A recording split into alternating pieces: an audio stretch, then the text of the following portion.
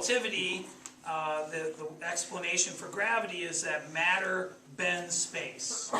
And so you put mass in a place in space, it warps space-time, and objects are not feeling a force of gravity, they're just following the natural curvature. And so this is a sheet of Lycra. Where do you get this? This is my old bike shorts. No, there's literally a spandex.com. You can get a sheet like this if you buy the sale stuff, so you don't care what it looks like, right? For like 20 bucks, maybe less, depending on the sale. And so you put matter, and it warps space-time. And so if I have another object, it also warps space-time. They feel that, and they're attracted to each other. And so that's Einstein's picture of gravity. Objects warp space-time, feel that curvature, and move accordingly. And if you have more mass, you're right there on that. Oh. If you have more mass, it's going to bend space-time more. And so if you have objects here, they are going to respond to that, right? And so you put something there, now it's attracted. Now, in reality, that big mass would feel the warping of space-time by the marble too, right? It would move a little bit, but we usually ignore that. You know, the Earth makes the sun move a little bit, but it's so small you can ignore it. The moon makes the Earth kind of wobble around a point 3/4 of the way from the center of the Earth. We usually don't account for that when we're looking at satellite motion. Well, instead of just letting go of one, what if I give it a sideways push? Now it orbits. Now it's losing energy, which wouldn't happen in the solar system, right? Not noticeably. There's some perturbations from other planets and things, but this one does lose energy and spirals in. If I don't push it as hard, it will do an ellipse for a while anyway. And let's get some more here.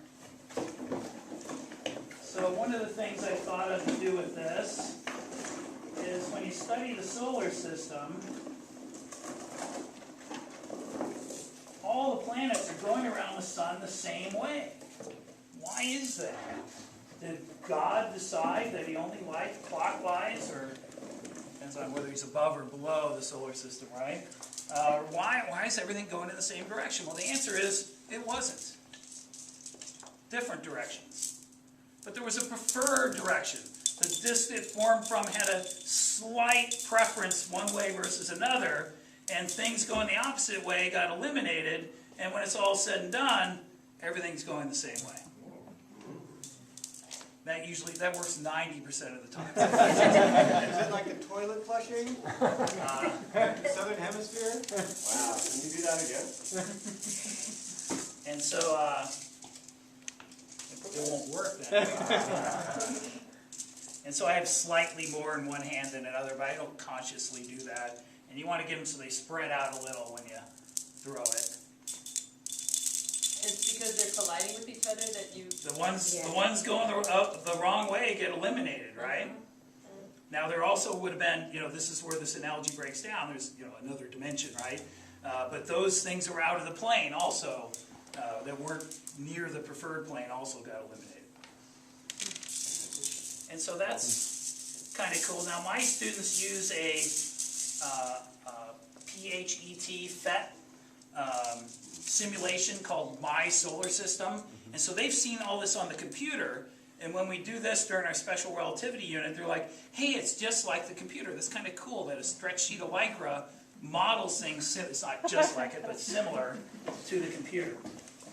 Now, some things we discovered using this, also had just some larger marbles, might as well put them out, but they bend space-time too, right? And so maybe, oops, you can get one thing to orbit another. I think I can do a little better. There we go. Oh my God. So the Earth-Moon system, maybe? And so you can see that this seam, you can't buy Lycra this big. You get it in rolls, and you have to sew it together. I've been told to use stretchy thread to sew it together. And so next time I do it, I'll do that because it pulls. And so just a little bit of thread fixes it. And so in the morning, when I first set this up, I'll have it leaning against the table. I'll be underneath fixing holes from last year. One time my principal walked in.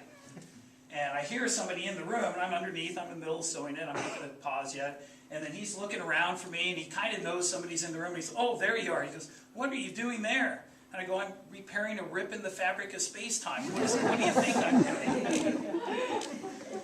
How often do you get to say that?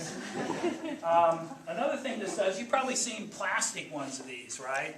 The Discovery Center, Children's Discovery Museum in San Jose has one. The Exploratorium has one. Sometimes they have them at shopping malls to get you to put money in it. But one thing you can't do with those is put two masses in.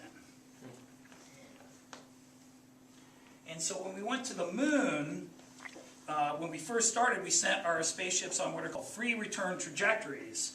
So they would go to the moon, and this is hard to get to happen, and they would come back in like a figure eight. And so that lets you show, now of course the moon's a lot smaller, but if you look at the plots of the free return trajectory back from the Apollo program, you'll see it has a figure eight sort of shape. And so this takes a little bit of practice to be able to do the figure eight. These clamps around here, you can adjust it to make it tighter if it's not working. So Steve and I, when we set this up in the morning, we played around with it, and actually I think it was working better than it usually is.